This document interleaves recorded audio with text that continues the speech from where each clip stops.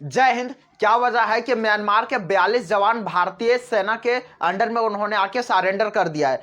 क्या हम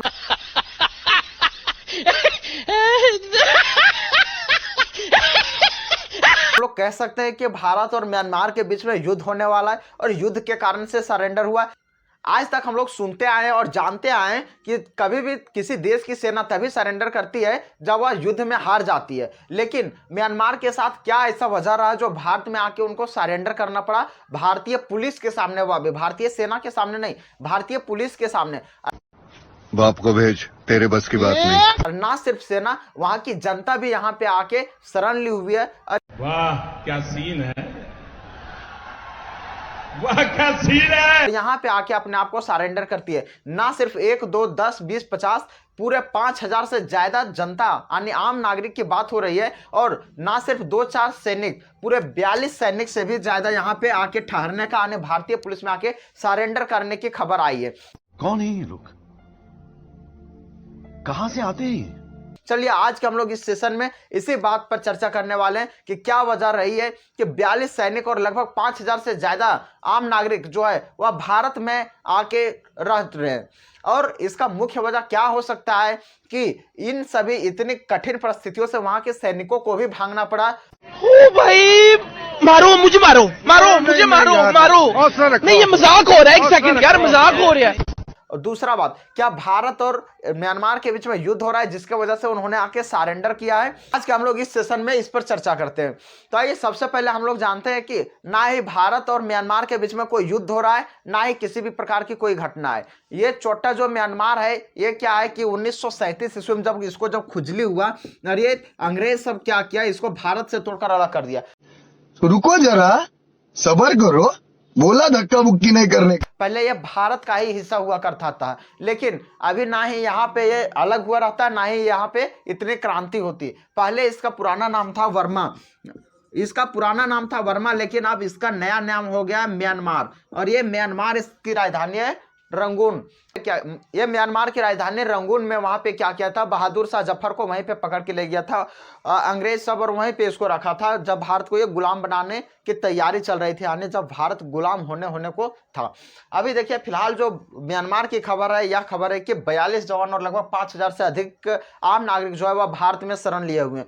42 जवान उनकी आती है और हमारे देश के यानी भारत के पुलिस के पास उन लोग सरेंडर कर देती है चुपचाप से। इस सरेंडर के पीछे सबसे बड़ी वजह है उसका गृह युद्ध। अब गृह युद्ध क्या होता है? गृह युद्ध अपने ही देश में एक दूसरे समुदाय में मारकाट मच जाना। क्या होता है कि सरकार या सत्ता बनाने के लिए, अपनी सरकार बनाने के लिए, जहां पे लोकतंत्र पूर्ण रूप से स्थापित नहीं हो पाती है, वहां के लोग क्या करते हैं, अक्सर वहीं पे गृह युद्ध होने की संभावना बनी रहती है।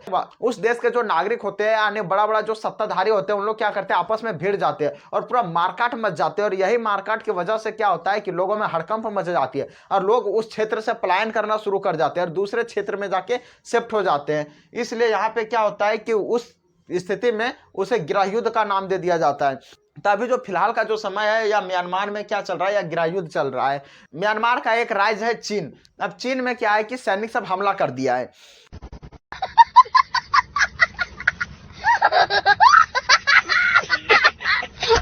यानी हमला इसलिए उन्होंने कर दिया है क्योंकि उनको सत्ता पे बैठना है। अब सत्ता पे बैठना है, क्या सर हम लोग बोल सकते हैं कि पाकिस्तान में जिस प्रकार से सैनिकों के अधीन होता है वहां के शासन व्यवस्था, उसी प्रकार से म्यांमार में भी है? जी नहीं, म्यांमार में इस प्रकार से नहीं है, इससे थोड़ा सा अंतर है, बस हूबहू नहीं है, बट वहां भी सैनिक का शासन ही चलता है।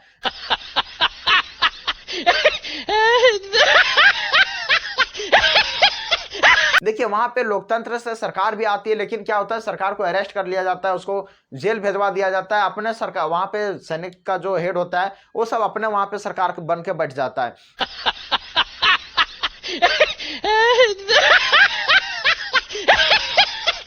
यहाँ पे देखिए अभी जो वहां की जो सरकार बन के बैठा हुआ है उसका नाम है अभी फिलहाल सेना प्रमुख है, जनरल मीन आंग हलिंग है उसका नाम। ये चोट्टा का यहाँ बॉर्डर उडर देखना है, इसको चोट्टा वहां जाता है, सैनिक को वहां के जाता है, नेता सबको गिरफ्तार करने, और अपने वहां चल जाता है पीएम बनने के लिए। ये स्थिति है कहाँ की? ये स्थिति है म्यांमार की अभी वर्तमान समय में।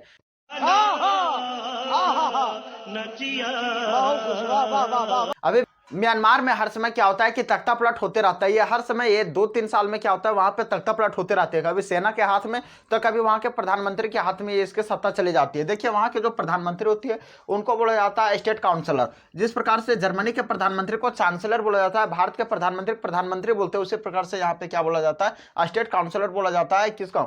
वहां के जो प्रधानमंत्री होती है म्यांमार का, उसको। यहाँ पे आंग सान सू की जो थी वहां के प्रधानमंत्री थी, ये वही है जो जिनके पिताजी क्या किए थे कि जब सेना का तख्ता पलट हुआ था और जब जापान द्वारा जब उस पर जब कब्जा कर लिया गया था तो उन्हें बहुत ही खदेड़ कर जो उन्हें भगाया गया था। देखिए म्यांमार पूर्ण रूप से अपने आप आजाद नहीं हुआ था। म्यांमार के यदि हम लोग हिस्ट्री देखते हैं तो इनको क्या किया गया था कि 1937 ईस्वी में इसे अंग्रेज सब हार गए थे। किससे? जापान से। जापानियों ने इस पर 1937 ईस्वी में कब्जा कर लिया था। 1937 में कब्जा करने के पश्चात क्या हुआ कि इस पर जापानियों का राज। फिर यहाँ पे आए आंग सान सू की के जो पिताजी थे, इन्होंने क्या किया कि इनको खदेड़ कर भगा दिया और फिर यहाँ पे इन्होंने अपना सरकार बना लिया। लेकिन उनके मौत के पश्चात क्या हुआ, फिर सैनिकों के हाथ में वहां सत्ता चली गई। सैनिकों के हाथ में जब सत्ता चली गई तो फिर आंग सान सू की ने क्या किया कि नेशनल लीग डेमोक्रेसी पार्टी की ओर से इन्होंने चुनाव लड़ा और चुनाव लड़ने के पश्चात इन्होंने क्या किया, टोटल 396 मत लाए। यानी कुल में से टोटल 396 जो मत था इनके ओर से था और टोटल 33 मत था इनके विपक्षी दल से था, जो सैनिकों की तरफ से थे।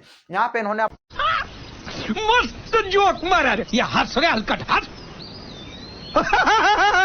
अपना सरकार बनाया। लेकिन यहाँ पे पल्ला तो इसका तब हल्का हुआ और सैनिकों का तब भारी हुआ जब इन्होंने क्या किया कि इनको अचानक से सब चीज ठीक चल रहा था, लेकिन अचानक से सैनिक सब आते हैं और क्या करते हैं, छोटा सब इनको यहाँ बॉर्डर संभालना है, इसको प्रधानमंत्री का वहां पे कोई वैल्यू नहीं है, स्टेट काउंसिलर का वहां पे कोई वैल्यू ही नहीं है, उसको उठाता है अचानक से उठा पुठा पूरा चल देता है। और उसके साथ साथ हड्डी गार्ड बॉडीगार्ड जो भी होता है सारा को उठा के यहाँ से चल देता है। इसके चलने के पश्चात से वहां पे क्या होता है कि सैनिक सब अपना कब्जा में वहां की सत्ता ले लेते हैं। सत्ता लेने के पश्चात क्या होता है वहां पे अपने आप को वहां पे क्या करते हैं, उसका प्रधानमंत्री बन जाते हैं, स्टेट काउंसलर बन जाते हैं। उसी प्रकार से बीते कुछ दिनों में हुआ है। फिर से वहां पे जो सैनिक थे उन्होंने अपने हाथों में सत्ता ले लिया है, बिल्कुल पाकिस्तान की भांति है। पाकिस्तान का जब मर्जी तब तख्ता पलट होते रहता है, जब मर्जी तब सैनिक में कभी प्रधानमंत्री। वहां पे प्रधानमंत्री पाकिस्तान में बनाता है, बट वो किस काम का? बिना काम का। जो भी काम करना है वो सैनिकों के कौन है ये लोग, कहां से आते हैं? आदेश पर ही करता है। लेकिन यहाँ पे क्या होता है, जब प्रधानमंत्री बनता है प्रधानमंत्री के आदेश पे काम होता है और सैनिकों के पास जब सत्ता आती है सैनिकों के आदेश पर कार्य होता है। अब अचानक जब किसी एक गांव की जनसंख्या अचानक से बढ़ जाती है तो वहां पे क्या होती है, क्राइसिस उत्पन्न हो जाती है, क्योंकि खाने पीने के सामानें घटने लगती है और भी क्या होता है, रोजगार में बहुत सारे समस्याएं आने लगती है, लोगों की सर्वाइबिलिटी में दिक्कत होने लगती है। इसी प्रकार से यहाँ पे क्या हुआ, उनकी आबादी अचानक से बढ़ जाने की वजह से यहाँ पे भारतीयों में भी बहुत ज्यादा खलबली मची हुई है और बहुत सारे रोहिंग्या जो है यहाँ पे आके बस गए हैं। पहले कभी बांग्लादेश से कभी यहाँ से आके लगातार यहाँ पे क्या होते हैं, लोग बसते रहते हैं। यहाँ से देखिए रात तक कुछ नहीं था, सुबह अचानक से एयर स्ट्राइक के माध्यम से क्या करते हैं, सैनिक सब हमला करते हैं और हमला करने के पश्चात से क्या होता है, पूरा धो के इसको रख देता है चोट्टा। भारत को भी इसमें एक एक्शन लेना चाहिए कि म्यांमार पर धीरे धीरे जिस प्रकार से चाइना अपने चारों ओर के एरिया में जिस प्रकार से कब्जा करता है, उस प्रकार से भारत को भी अपने आसपास के एरिया में कब्जा करते रहना चाहिए। आज हम लोगों का जो कश्मीर चला गया उसके लिए आज हम लोग रोते धोते हैं, तो इसके लिए खैर हम लोग बात ही नहीं कर सकते। म्यांमार बहुत बड़ा एरिया नहीं है, लेकिन भारत के सुरक्षा दृष्टि से एक नंबर, यानी ये बहुत ही जरूरी है म्यांमार को हमारे साथ रहने के लिए। खैर म्यांमार के साथ भी अब हम लोगों का रिश्ता बिगड़ता हुआ प्रतीत होता है। ये चीन के हाथों में भी ये बैलेंस बना के चल रहा है और भारत के साथ भी ये बैलेंस बना के चलता है म्यांमार वाले बहुत तेज खोपड़ी वाले हैं। मिजोरम के लोग हैं ये म्यांमार के साथ क्या करते हैं, जातीय संबंध रखते हैं। जातीय संबंध रखने के नाते क्या होता है, इन्होंने बसने के लिए कुछ हद तक दिया है। अगर ये एक जात का शायद नहीं होता, एक कास्ट का नहीं होता, तो यहाँ भी अभी तक क्या हुआ रहता है, यहाँ भी खलबली मच गई रहती और यहाँ भी बहुत सारे क्या होते, लड़ाई झगड़ा शुरू हो गए रहते।